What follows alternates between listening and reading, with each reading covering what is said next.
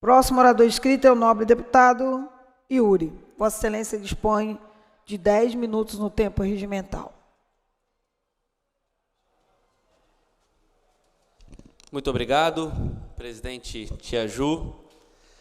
Eu queria também aproveitar essa oportunidade para falar um pouco sobre essa crise climática que acompanha a crise urbana que vivemos nas cidades do Brasil, mas em especial aqui no Rio de Janeiro. Todo mundo sabe a emergência climática que vivemos, o quanto que tem chovido mais do que chovia, o quanto que a temperatura nas cidades, o clima, o tempo como um todo, tem se transformado de uma maneira muito prejudicial ao meio ambiente e à vida, e aí a vida humana, inclusive, a vida citadina nos municípios.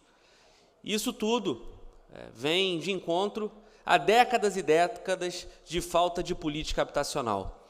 Dos anos 60 para cá, o Brasil se urbanizou muito, as grandes metrópoles surgiram e não foi pensado, não foi planejado, não se alcançaram soluções para que a gente pudesse ter cidades com uma justiça social de fato na ocupação do solo, com umas políticas de saneamento básico e moradia popular bem constituídas.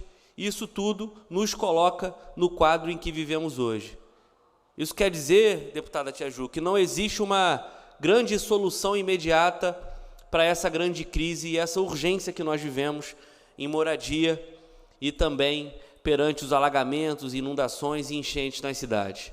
Mas algo e muitas ações precisam ser feitas para ontem, para que a gente não fique aqui nesse parlamento pelas próximas décadas contando os nossos mortos, como nós contamos em Petrópolis no ano passado, com as duas maiores tragédias da nossa história, dia 15 de fevereiro e dia 20 de março, como a região como um todo contou em 2011, já que foi Friburgo, Teresópolis, Petrópolis, Areal, São José do Vale Rio Preto, ali no maior evento climático da história do Brasil, onde nós perdemos mais de 1.000 vidas, isso sem levar em conta a subnotificação, e nos causa indignação junto dessas famílias perceber que de lá para cá, de 88 para cá, porque Petrópolis sofreu em 88, dos anos 60 para cá, porque Petrópolis teve aí a primeira grande chuva noticiada nos anos 60, pouco foi feito.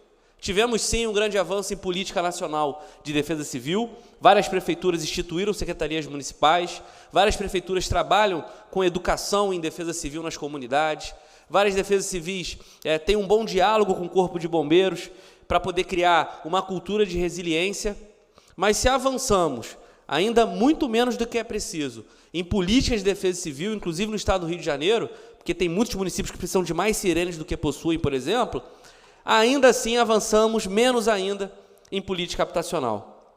É um absurdo o governo Bolsonaro ter deixado de orçamento para esse ano, na União, R$500 por cidade para prevenção de tragédia. Porque foi isso que o Bolsonaro deixou para o presidente Lula com a sua equipe trabalhar. Está tendo que mudar o orçamento, está tendo que tirar dinheiro de outro lugar para poder fazer o enfrentamento às tragédias, à catástrofe. É um absurdo terem acabado com Minha Casa Minha Vida, mais uma para conta do Bolsonaro, terem criado o tal do Casa Verde e Amarela e não ter sido entregue uma unidade sequer. O Minha Casa Minha Vida tinha os seus problemas, tanto que o nosso campo sempre defendeu o Minha Casa Minha Vida entidade. Que você pegasse cooperativas de moradores, movimentos sociais como o MTST do meu grande companheiro Guilherme Boulos, e você fazer as obras através dessas entidades, para que um monte de empreiteira não barganhasse as obras, entregando cheio de vício de construção, como foi feito em Petrópolis. Como foi feito em Petrópolis. O ex-prefeito, na ansiedade de se eleger, entregou um condomínio cheio de problemas. Sabe quem pegou a caixa pela mão e conseguiu fazer com que a obra fosse feita para corrigir os erros de construção? Foi numa audiência pública, enquanto vereador, que questionei o administrador, deputada, do prédio, e ele assumiu que a empresa pegou o prédio para administrar, sabendo que aquilo lá podia pegar fogo. E aí, com isso que consegui a audiência pública, apertei a superintendência da Caixa e a obra está sendo feita lá.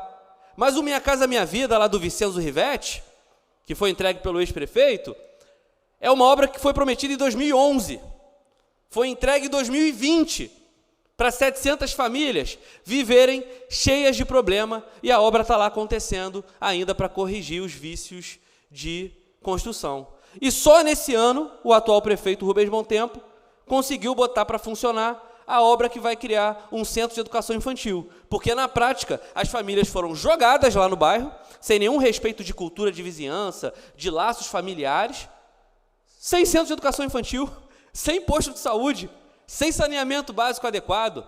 Então, para poder ser propositivo e dizer das mudanças que nós precisamos, deputada, é urgente que o Sistema Estadual de Habitação de Interesse Social saia do papel. É urgente que o governador se comprometa de fato de fazer com que o sistema estadual possa nutrir as políticas municipais. Em Petrópolis é de minha autoria a lei que cria o sistema municipal. É de minha autoria a lei que cria assistência técnica, dita agora há pouco pela deputada Renata Souza. Você não tem que esperar a casa da família cair para depois colocar no aluguel social, perdendo os entes queridos, perdendo o suor do seu trabalho naquela casa, para demorar 10 anos para colocar num projeto habitacional. Você tem que fazer o seguinte, requalificar as moradias que podem sair do risco, para a gente não perder um familiar, para a gente não perder um vizinho, para que o Estado não tenha que ter como política habitacional só o aluguel social, ou um conjunto habitacional que nunca chega e quando chega, chega cheio de problema. Então, implementar o sistema de habitação de interesse social, garantindo a ATIS, que é assistência técnica, é o caminho de verdade da prevenção, junto de defesa civil e junto de bastante fiscalização quanto à ocupação irregular. E aí eu não estou falando só do povo pobre, que por muitas vezes, por não ter onde morar, vai para debaixo do morro, na beira do rio ou em cima do morro. Eu estou falando da especulação imobiliária, porque no relatório que apresentei para as tragédias de 2022 em Petrópolis, nós constatamos e estamos encaminhando ao Ministério Público que várias empreiteiras que atendem ao interesse do capital, que tratam a região serrana e o interior do estado como o novo bairro do Rio de Janeiro, possuem as mãos sujas de sangue, porque as intervenções que fizeram com movimentação de terra, com a não execução de obras para o escoamento da água. Várias dessas empreiteiras têm responsabilidade em enchentes, em deslizamentos de terra que atingiram comunidades e as vias de Petrópolis. Então, eu queria falar disso, por quê, deputada? Pelo fato de que ontem consegui as assinaturas necessárias para a gente criar a Frente Parlamentar de Prevenção a Tragédias e Defesa da Moradia Digna.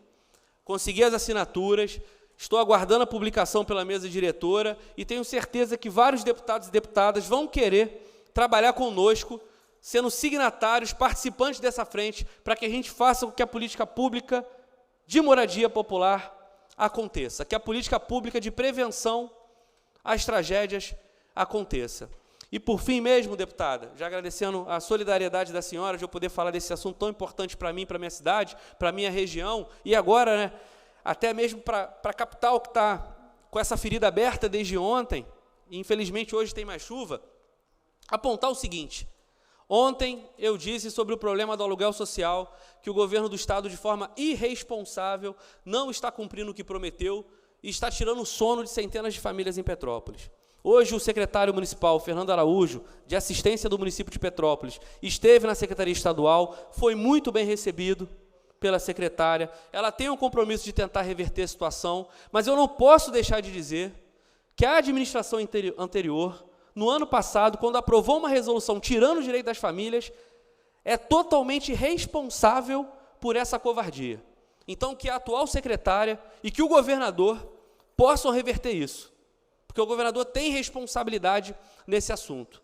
E aponto também que hoje o governo municipal de Petrópolis anunciou, e aí o nosso mandato participou disso, que vai tomar para si mais uma obra que foi prometida pelo senhor Cláudio Castro e não foi cumprida na minha cidade.